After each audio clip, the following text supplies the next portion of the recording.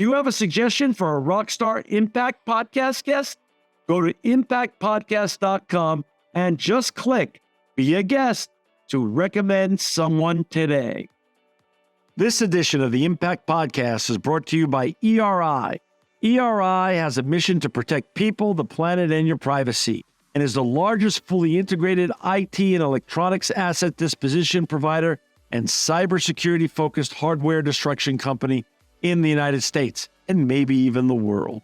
For more information on how ERI can help your business properly dispose of outdated electronic hardware devices, please visit eridirect.com. This episode of the Impact Podcast is brought to you by Closed Loop Partners. Closed Loop Partners is a leading circular economy investor in the United States with an extensive network of Fortune 500 corporate investors, family offices, institutional investors, industry experts, and impact partners. Closed Loop's platform spans the arc of capital from venture capital to private equity, bridging gaps and fostering synergies to scale the circular economy. To find Closed Loop Partners, please go to www.closedlooppartners.com.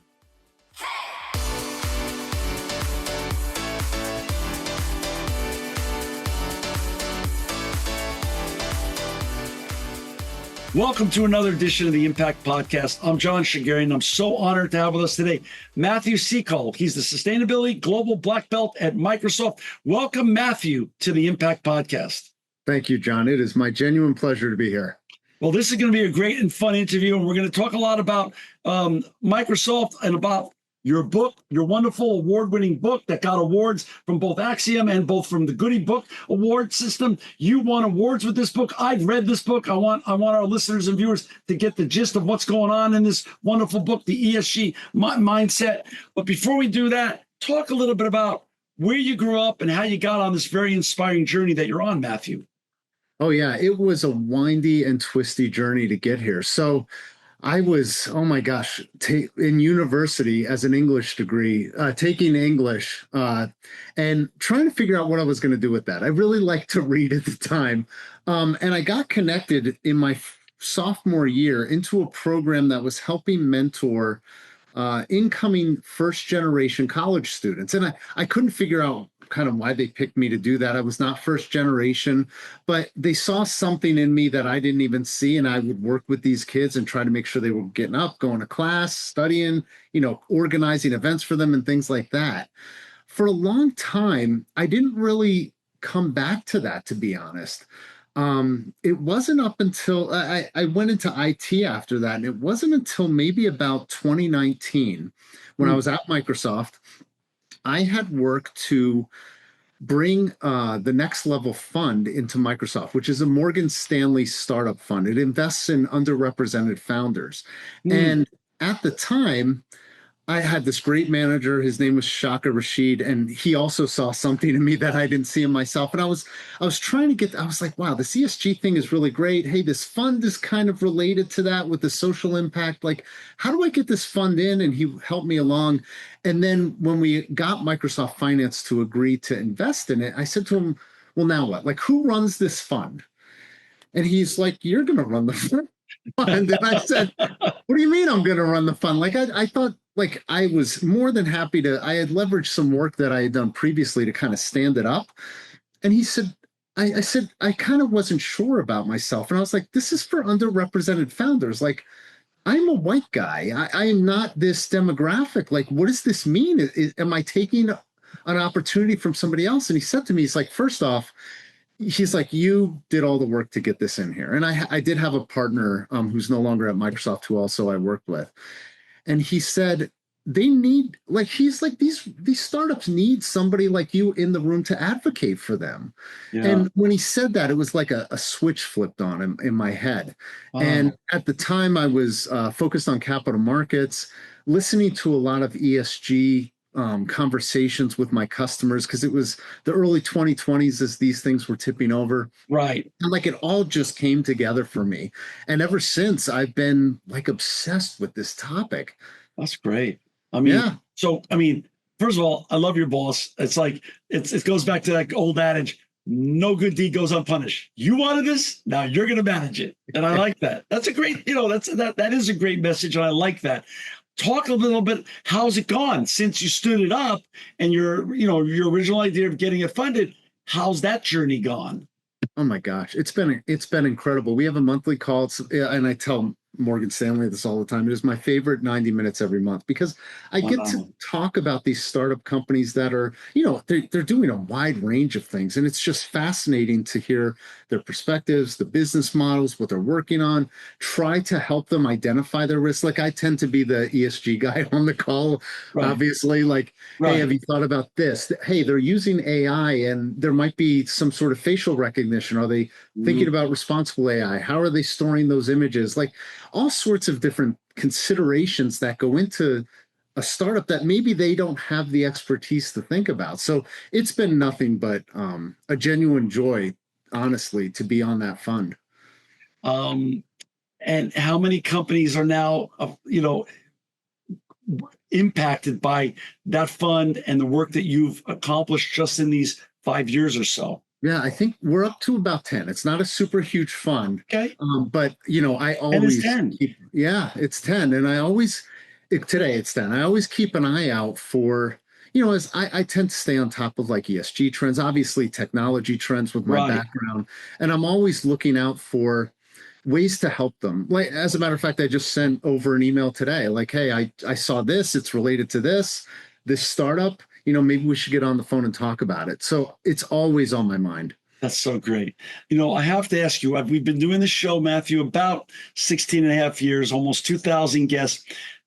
I've never had someone who's a sustainability global black belt. I love the title. I just want to fully understand, what does that mean at Microsoft, and with regards to what you do at Microsoft, what does that truly mean? Yeah, so lots of people get excited when they hear sustainability global black belt. I have Yeah. been Yeah. looked at as if I was going to start ninja kicking the room around. That is not what it is. What I am focused on is I'm a sustainability subject matter expert on the commercial side. So in effect, I am in sales, and what my day to day looks like is I work with our customers, our partner ecosystem, and I try to uncover really their sustainability challenges and talk about it at the intersection of mostly data today, but also how can technology more broadly help them achieve their sustainability goals. Got it. What did you do at Microsoft before you became the sustainability global black belt? Yeah, so I was a capital markets industry advisor. We have really good titles over here. Well, And I what like. I that mean, this place has some of the best titles ever. So yeah, I like this. Yeah, that role, so in that role, it's actually how I came into ESG. I was kind of an industry overlay for the field sellers because they can't know everything about an industry, let's say. Right. So when they would get in conversations with specific types of customers that were more on the business side, me and my team would go in and we would talk the business. It was capital markets. And Mm, again, this was the early 2020s, and all of the investors were trying to figure out, how do we layer on ESG in some cases? How do we layer on sustainability in other cases? Sometimes it was a mix of both. Are we going to buy the data and build something? Are we going to build a solution and give it to our analysts? So what was fascinating to me though was that there was this lens. Like I hadn't realized that there was this lens out there on business that I didn't know about. And I just found it immediately, it made sense to me. I'm like, oh my gosh, my entire career, there's been like little pockets of this that I never saw before. And so I started thinking about it more from the corporate perspective rather than the capital markets perspective. Like, how were investors really looking at these companies that they were investing in? as in terms of your classical education, did you study at all environmental engineering or science at all any time? Did you have mother, father, grandparents, uncles, aunts, or other? No one was. So No. where did you grow up? I wanted to understand where Oh you. yeah, so I live in the Lehigh Valley, and this is where I grew up. I Wow. briefly moved to Maryland for about 7 years, but yeah, I'm in Eastern Pennsylvania. I live in a rural area, but no, not really any connections to this topic. My dad was an actuary, which is heavily data driven, but not Right. necessarily this. Got it. I think it stems from something about getting that English degree, and I took a lot of philosophy courses at the Okay. time. Okay. And I just like to think like about these topics. And what I love most is they're big, they're thorny, and there's no clear answers. You kind of have to make a business decision based on the best information that you have, consider trade-offs, externalities, and it's never you can barely ever move in confidence because it's so complex. And I just I love that. I thrive in that. It's awesome, though. I mean, and to have you also as a mentor, I mean, since entrepreneurs are truly living in that world all the time of, fear and loneliness, and as you said, making contextual decisions, which are perfectly good decisions at that given moment, but might be a horrible decision the next day. To have a mentor like you making them understand, I understand your fear and I understand why you're conflicted. And this is a decision you're making with the best information you have. But that information, as you and I know, could change tomorrow or the next week or the next press conference. You never know, what comes across the screen. So where was your aha moment then to write this wonderful and important book, the ESG Mindset, which I've read and I want to talk about? Were you lying in bed, or were you in a meeting? Where did you have the, hey, I got to really get this down into one place, and I'm going to write a book about it? Yeah, so it was about 2019 when I came into this space. And again, it was in capital markets, and I was trying to learn as much as I could because I was just like, I never saw a training class for this topic or anything. Right. So I started buying books. Okay. And all the books that I bought were financial focused, and they were largely ESG and or sustainable investing because that's where this concept started. It was a financial services concept. Right. I couldn't find there was only one book for corporates, and it's a great book. It's called Gloom to Boom. The author wrote the foreword for my book. But I couldn't find information for corporates. And what happened was I would start going outside of capital markets at Microsoft and like listen to other sellers and how they were talking about things like cultural alignment with their customers, like customers saying things like, I feel culturally aligned to Microsoft. And I would be like, wow, I think that's ESG. Like they're seeing something that we're doing with our culture that aligns with their culture. That's social, that's ESG. And so I started talking to account teams about ESG, and then I would hop on the phone with their customers and say, like try to figure out what is it about the culture that you enjoy? Like, how do can we use technology to somehow like figure out what you're chasing? Right. And so I just started having these conversations, and then I joined the commercial team. We did have a commercial team at the time. And then in 2022, I still was finding that companies weren't quite getting it. And there was a lot of conflation between value and values. And both are great, but ESG is really more on the value side. And so I started writing a Substack in 2022 that was focused mostly on corporates, but I covered like everything, financial services, politics, and then realized I was writing about 2,500 words a week. So the newsletter was not short. Right. And I reached out to a friend of mine who had written a book, and I said, I feel like this is maybe about a half a chapter. And she said, it's a little bit under that, but yeah, you're probably close. And so I thought, wow, I could probably write an ESG book for corporates out of the, like, instead of writing this newsletter, I can maybe pivot and start writing that. And maybe this actually could happen. And I was an English major. I had never attempted something like that before. And so I made my pitch to the publisher, and they didn't have any ESG books, and they were thrilled to put it out to print. So yeah, that's kind of how that happened. I just kept writing about it. And what I found in the writing, John, was I would learn things every week. And I still do. I still write my newsletter, Right. and I'm still learning things about this topic, even as it evolves over time. But that's what's supposed to keep us young. We're supposed to stay curious. And as you and I know, sustainability / ESG, there's no finish line. What's the finish line? It's a journey. And the journey is the fun is in the journey.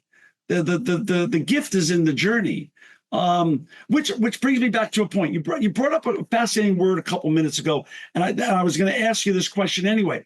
The book is called The ESG Mindset. Again, for our for our listeners and viewers, this is on Amazon, Barnes and Noble, all great bookstores. You can buy this book. Also, you can go to www.esg-mindset.com. www.esg-mindset.com. It's all there. It's called, you call it the ESG mindset, but you were just talking about culture. Do you find that really the way you meant ESG mindset really is interchangeable at that point with the word culture as well? Yeah, it very well might be. I hadn't considered that before, but that is where I started this journey when I heard that cultural alignment word. And even today, as I talk with companies about this topic, it's very clear that every company kind of has defined this differently. They have their own perspectives, which is all fine. But I still don't see a lot of what the core ESG value proposition is instilled in those mindsets. So I haven't seen, and it's starting to change, by the way, like it's just starting to shift that ESG is becoming this outcomes driven, value based kind of process. But I haven't seen it really from the top down or the bottom up.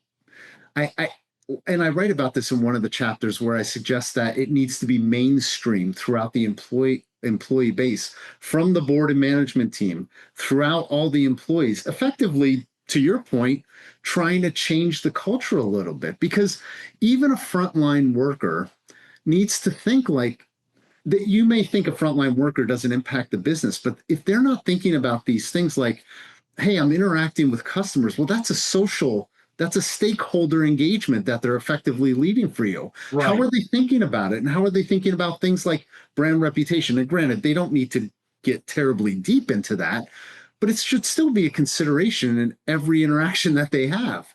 So how do we kind of shift the culture to say, look, there are a lot of new environmental, social, and even governance risks and opportunities that are affecting the company. Maybe everybody kind of needs to focus on these things so that we're all pedaling the same way. I think you're spot on. It's very cultural. You make a great point in the book that ESG is less about metrics, more about mindset and culture. Talk a little bit about as you said, and as you've mentioned already in this podcast, many firms have made it just a metric exercise instead of a cultural mindset exercise. Explain why that's a mistake and how it truly should be mindset or cultural and embedded in the DNA of the organization instead of just some sort of metric exercise that checks a metric box. And once that's done, it's sort of like we did it. Yeah, so this, by the way, this is all Matt's own opinion, what I'm about to say. The funny thing is I wrote an article a couple of years ago called The Great Disclosing, which was about the amount of sustainability regulations that were coming at companies. Right. And what I've seen and heard in talking with chief sustainability officers over the past 5 years has been many of them are burned out. Some of them have left their corporate posts. And the reason is because they went from having an impact to being carbon accountants. And it's not what they signed up for. It's not anything that remotely interesting that they wanted to do. They wanted to have that impact. Now, again, like I mentioned in the last answer, we're starting to see another shift where it's kind of coming back around, maybe to impact a little bit, but more focused on business value. But what I write about in the book in chapter 2 is the disclosures have really done something strange to us because, one, the disclosures have a specific purpose, which is for financial services firms to have comparable data to do capital assessments, right? To move capital here and there. They are not meant for a company to change their business, which is really what we need, whether it's ESG and they're looking at risk and resilience, or whether it's sustainability and we want them to save the world.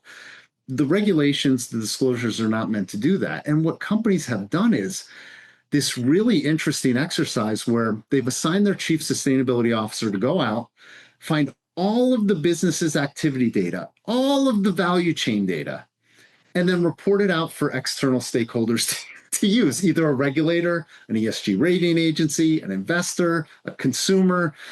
And not many, I won't say nobody, not many are internalizing that data, bringing it back alongside other business data sets and saying, you know what, this is an issue. Like we have this one plant and we have one piece of equipment on the factory floor that's consuming 80% of our carbon emissions. How do we make a capital investment to swap that out? Like I rarely see actionable, sustainable data. Like it's become this data silo.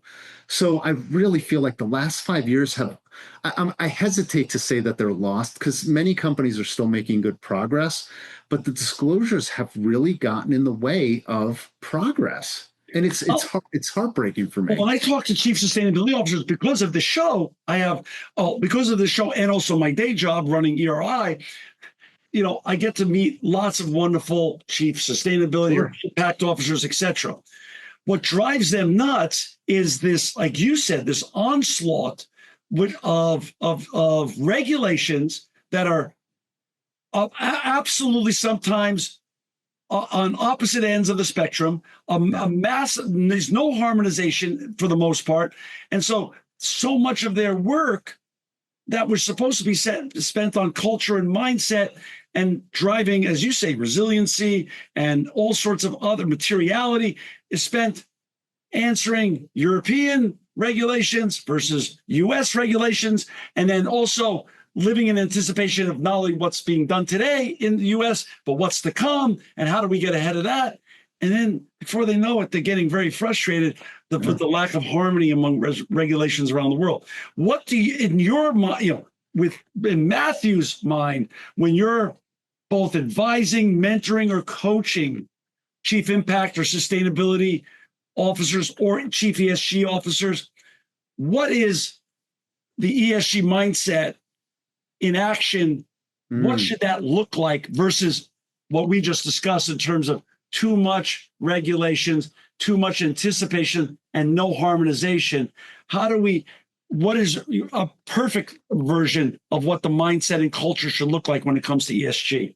Yeah. Well, so let me start off by saying, obviously, it should go without saying that you still do have to comply with all jurisdiction 100%. regulations. Yeah, right. Unfortunately, that's the way it goes. We don't want anyone to be out of compliance, but we also want them to drive true resiliency and materiality to the enterprise that they represent. Yeah. I always try to bring it back to two things, materiality and stakeholders. And we're entering this interesting place right now where materiality isn't quite in the mindset of sustainability officers or their offices at least. And I'm not sure why. I haven't quite figured out why this is, but I'll give you an example of what I mean. Like I will talk with sustainability offices and they will ask me the carbon emissions of an email. And I'm like, well, why? Why are you asking me that? Because you are a bank. And granted, you probably have a heavy technology stack. You don't make something physically. So your carbon emissions are probably sitting in a lot of technology. But boy, you are making like lending decisions and investment decisions that do have significant carbon impact. So why are you asking me about the carbon emissions of an email? Because it's not a material concern. And the trade-off of you finding that out is to shut off your email system. And so we need to stop getting into the minutia of this measurement because it does have a diminishing return on value. Like you still have to send emails or you're going to be driving into work and meeting people in person and then, using the gas in your car. Like it's just a spider web mess. Right. So how do we flip that to say, well, again, you're a bank. How are you integrating carbon emissions into your lending portfolio? Are you doing sustainable finance? Are you offering some sort of favorable interest rate because somebody's doing a project? Are you looking at climate risk in the buildings, the commercial lending that you're doing? Like all of these things are more relevant to your business than what the emissions of an email is. That's so interesting. So, even the brightest and the best of us can get caught up and trip over those little kind of items. In the quest, they'll miss the big stuff. And, and that's just really a fascinating point you make. Let me just tell you, now that you bring this up, fascinating anecdotal point. Years and years spending interviewing people who are going to become chief sustainability officers, or they are chief sustainability officers on this show, representing some amazing and iconic brands. Never before. Now, I tape this show usually a month to 2 months before the show airs just to keep a backlog and keep a cadence of the shows fresh and going. Just the last 2 months, when I've taped shows, have these great individuals who I call one of the best and greatest fraternities in the world, chief sustainability officers, chief impact officers, truly people who love making a paycheck, but love also making an impact and making the world a better place. They dig it. It's in their DNA. They love it. Only recently have they shared on air the word materiality. I never heard it before till just the last 2 months. So my point to you is your work is working and the tide is shifting, because literally this is a common theme I'm hearing. I'm hearing materiality. I'm hearing even double materiality. Yeah. But this theme is becoming the overriding theme, and they're starting to leave behind getting caught up with some of the terminology that you and I know, the alphabet soup of terminology that's been politicized, weaponized. Again, fruitless endeavors, weaponizing and politicizing those terms, because the truth is it's all wraps up under sustainability anyway, and resilience and materiality. So we don't even have to name them and wave a flag. Well, let's just do the work of it. That's what I'm seeing more and more, which makes me happy and gives me a lot of hope. Yeah. John, I'm seeing the exact same thing, pretty much in the exact same time frame. And what I think is driving it is there in the backlash that's currently going on, there's a lot of hard questions that are being asked. Boards and management teams are looking at their sustainability offices and saying, the only way I can defend myself, like to keep doing your work, is if you're providing some sort of business value. And materiality is exactly where that sits. And it's not, what's so funny to me is when I wrote the book, I had visions of like companies.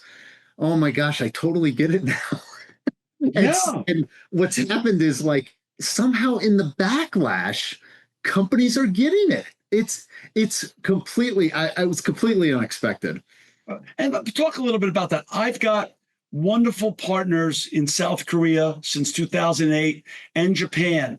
So I get to go over to those cultures, get embedded in those cultures, and learn from my colleagues and partners in my recycling business about how they think. And what I learned in the last 15 or 17 years with both the Koreans and the Japanese as my partners is they don't get hung up. Of course, they have to be involved, because if their companies are publicly traded, they have to talk about quarterly earnings and all that, annual reports and all that kind of stuff.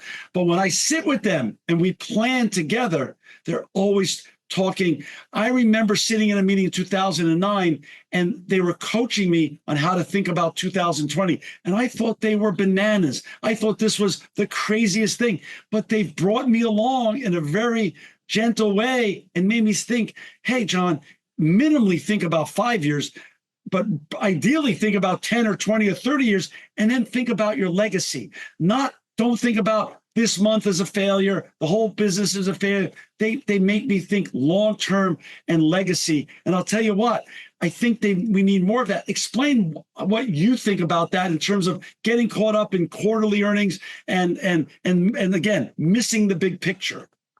Yeah, in the book, I did find, I thought that I was going to find all this research that quarterly earnings were hurting long-termism. But what I found in the book, and I did add it, was that wasn't necessarily the case. But something is creating short-termism. And I do suspect that it might be the quarterly earnings number. But man, to get to the long-term vision right now is really tough. Like we are coming off of a 2-year period where CEOs are stepping down from their posts because the work is becoming so hard. And granted, like we could get into conversations about CEO pay and everything else. Yeah. But the fact is they're stepping away from that pay because running a business is really hard all of a sudden. And I suspect part of it is because of the extreme climate, shifting stakeholder sentiment. They have new challenges that and maybe in some cases, board members that don't have domain level expertise for their business or for these new challenges. And I'm not suggesting that we should replace boards, but I think we do need to recognize that operating a business post 2020, which I feel like we don't talk about what COVID has done to business and all of us enough, but post 2020, running a business is a lot different than it was before 2020. It is not the same thing anymore. Even if you consider just artificial intelligence, like in the past Couldn't agree 3 with you more. years, I couldn't agree with you more. oh my gosh, how can you possibly, as a business leader, stay on top of everything without seeking out domain expertise that understands the material intersection of those topics with your business? And that expertise is extremely hard to find. So we're talking about effectively re-educating our employee base to figure out what's happening out there. And it's not an easy undertaking. And there's been, there are some theories out there that I've read over the years, like we need to rethink about the way that we compensate the management team and make it more stock based, because in theory, if you give more stock awards, that's over time, and maybe even hold those back until after the CEO has left to incentivize them to think long term. But boy, I can't even get many companies to recognize the short term, and I'm talking like 2 to 5 year climate risks that are out there.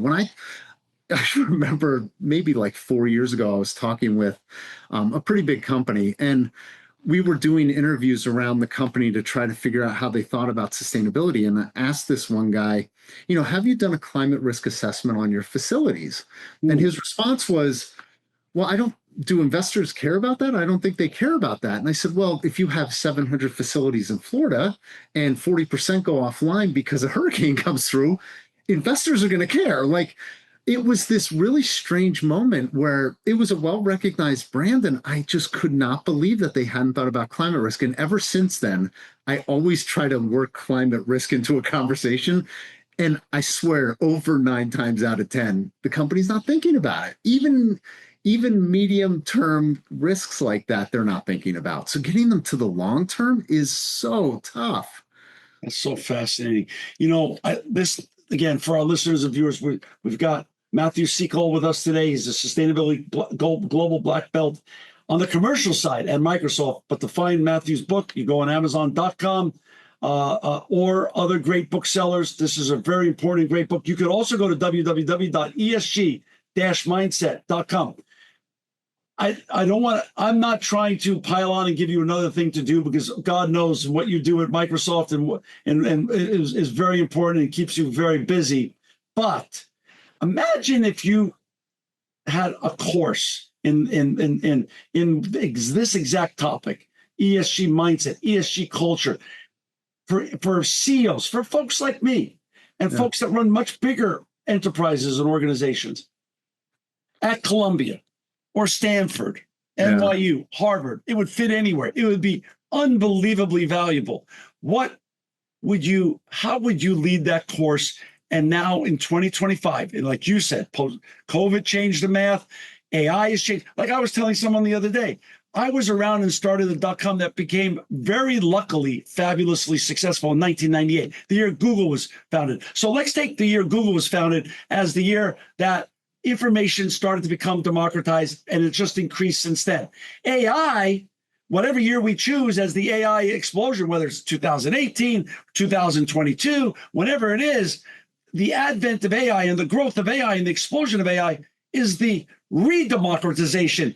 The stakes have risen, and more information on a more detailed basis is more available to us, which as you pointed out, great points, also has bad points, and also creates a lot more confusion for leaders to make decisions on, because they feel they're on quicksand more than ever. How would you go about now approaching teaching CEOs and other C-suite people the important topics that are covered in this book, given the times that we live in?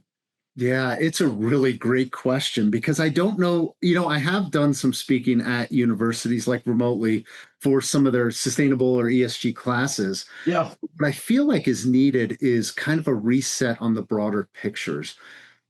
And what I mean by that is we're not very good at systems thinking. And I have a chapter in the book on the interconnected nature of ESG. Like, you can't just look at these issues as an E, S, or G issues. Like, they have interconnected relationships.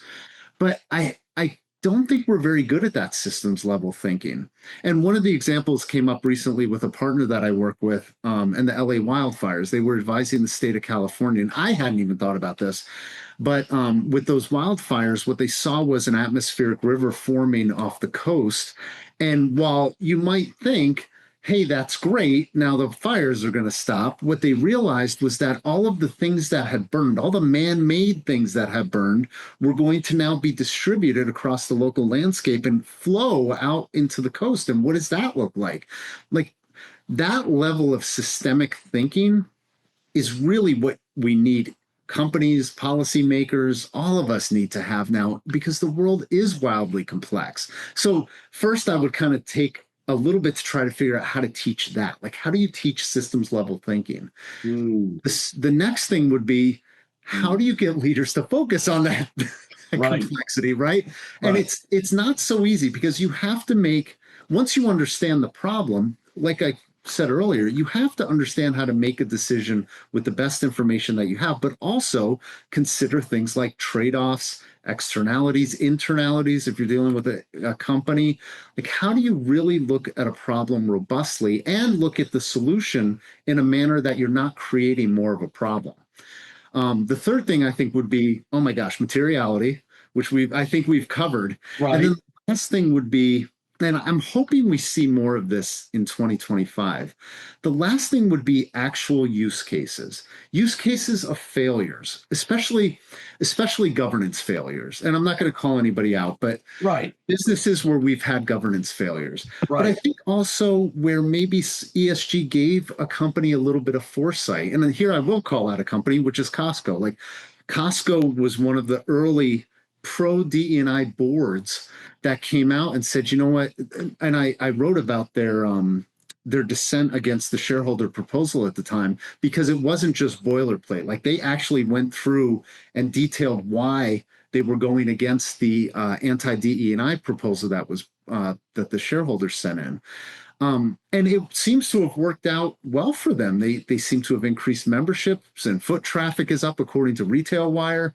But we need, what I'm hoping we see is like a use case that's, here's where we started from. Like, here's the idea we had. Here's how we took it to leadership in the board. Here's how it got funded. Here's the project work that happened. Here was the outcome. Like, that story needs to be told. And I'm not seeing a lot of that breadth in CSR reports today. But I'm hoping that in 2025, as like I mentioned, that defensibility is being asked about, we start to see more companies come forward with these use cases that are saying, here's how we did it with a material lens and added business value. And here's how I was, underneath it, here's how I was able to justify my job and my role in my office, my team's job now going forward. So that's kind of what I would teach if I was able to go back and teach a course on ESG. Hey, someone's going to watch this show and they're going to ask you to take the course. So what do you mean, go back, go forward, and you're going to be doing it, because there's an obvious void in the marketplace. Talk a little bit about boards. When when I got very attuned to boards, I have my own board of directors. What I've seen a lot with boards, when you in the readings that's available to all of us in terms of publicly traded companies and even privately held companies, a lot of cronyism and a lot of management and over management of reputational risk. Oh, this group threw mud at us. Let's hire this unbelievable PR firm that's great at reputational management and reputational recovery, and that's our big job. But as you and I know, boards now are dealing with levels of expertise and issues. Let's talk about some issues that were never brought up, never part of our cybersecurity, never part of our vernacular or lexicon until recently. Cybersecurity, AI, as you said, sustainability wasn't a thing when we started this show. There was no chief sustainability officers. There was maybe someone in charge of supply chain that was being asked to, hey, try to make sure we're buying and selling things the right way. Let's make sure we're covering that. Let's make ourselves more sustainable by saving money, by buying in bulk and diverting our waste the right way. But this has all been codified just in the last 10 years. And the rise of cybersecurity and the rise of AI together itself creates a convergence of exciting opportunities and exciting, really bad events as well. How do we get boards thinking more about shareholder long-term value and not just mudslinging and reputation and press releases and sound bites? Oh my gosh, that's a great question. The expression that I would tell them to maybe sway them is, if you live by reputational risk, you will die by reputational risk. And Wow. we've seen examples. I like, again, I'm not going to shame any companies, Right. but it is clear in the news who Yeah. has made a reputational risk decision without considering stakeholders, especially because they're at the center of a reputation in your brand, and now they're paying the price for it. I really feel like that stakeholder focus is missing. What I usually see in CSR and impact reports is a focus on employees and talent, which totally a material issue. But they're also not the ones that are usually creating the problems for the company. It's usually Right. external stakeholders. It's either actual stakeholders like consumers or B2B customers, or it's now, in the US especially, it's certain politicians are going after companies. And if you only ever try to get on everybody's good side, you're never going to be on anybody's good side, because you're going to be flip-flopping. What I'd encourage them to also think about, which comes up quite a bit, is what is the company's purpose? Like, lean into your purpose. And the purpose doesn't have to be some lofty goal. It's whatever it is for your business. Center your stakeholder engagements around that purpose and ignore the noise. Like, just ignore it and find other ways. Like, if you think reputational risk is going to grow your business, there might be a bump, but find real tangible ways to grow your business that is not this marketing exercise. Great point. Yeah. Great point. Great point. I love that.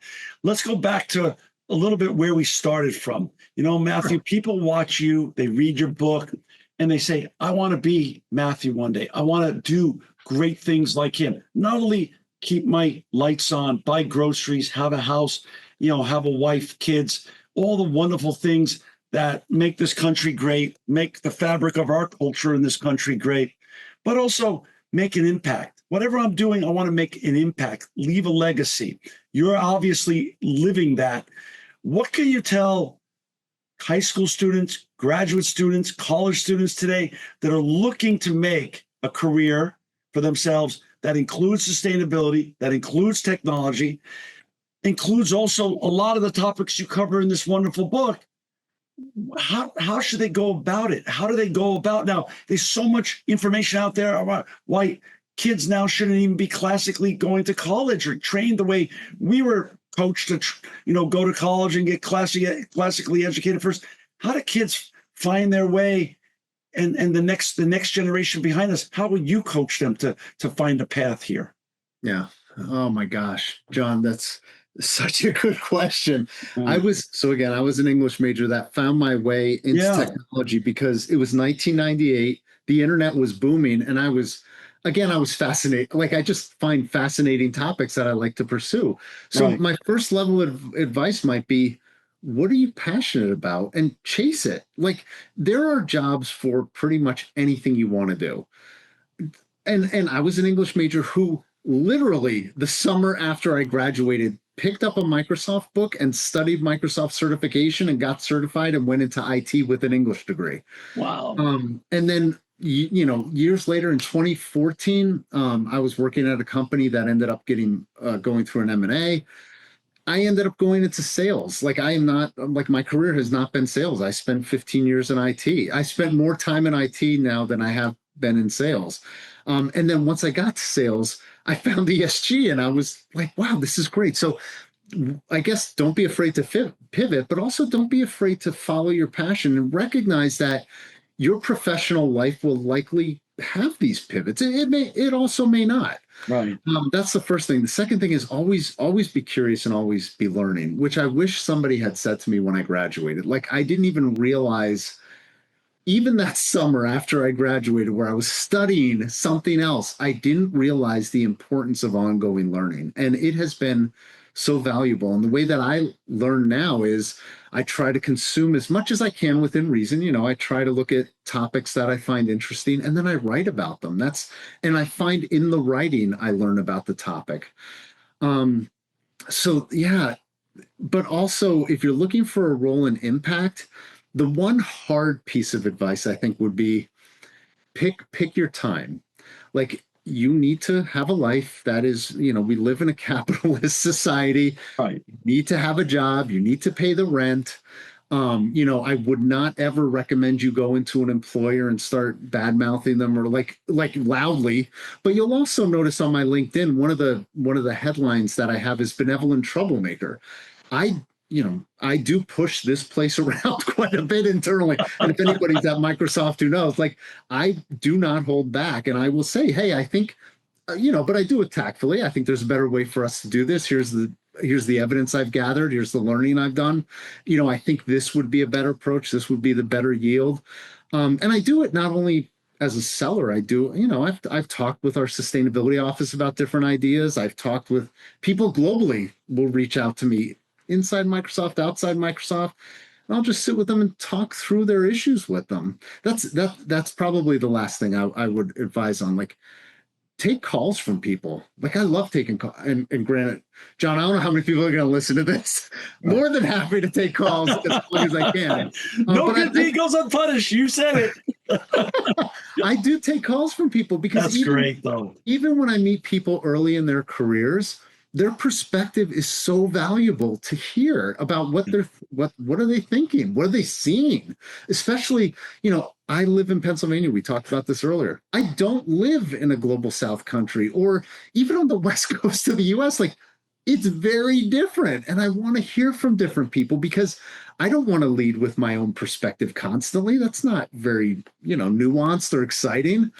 So yeah, lean into having conversations with other people as well. And I think if you follow those 3 or 4 things, I don't think you'll go wrong. I think that's brilliant. I don't think enough people understand that, because that's really basically an offshoot of just staying curious, having generational, having openness to other generations and other mindsets. I think is such a great way to stay fresh and relevant. I love that. Absolutely. I love that. As we said earlier, sustainability and, of course, ESG has no finish line. So, Matthew, I just want to tell you, it's not only delightful interviewing you today, but I just want you to know you're always welcome back on the show, because I know this journey is not over for you. There's lots more to come. There's lots more to write about. There's lots more to think about. And there's going to be a lot more to learn about this topic in the months and years ahead. So I'd love you to come back and share the continued journey for our listeners and viewers. Buy this book.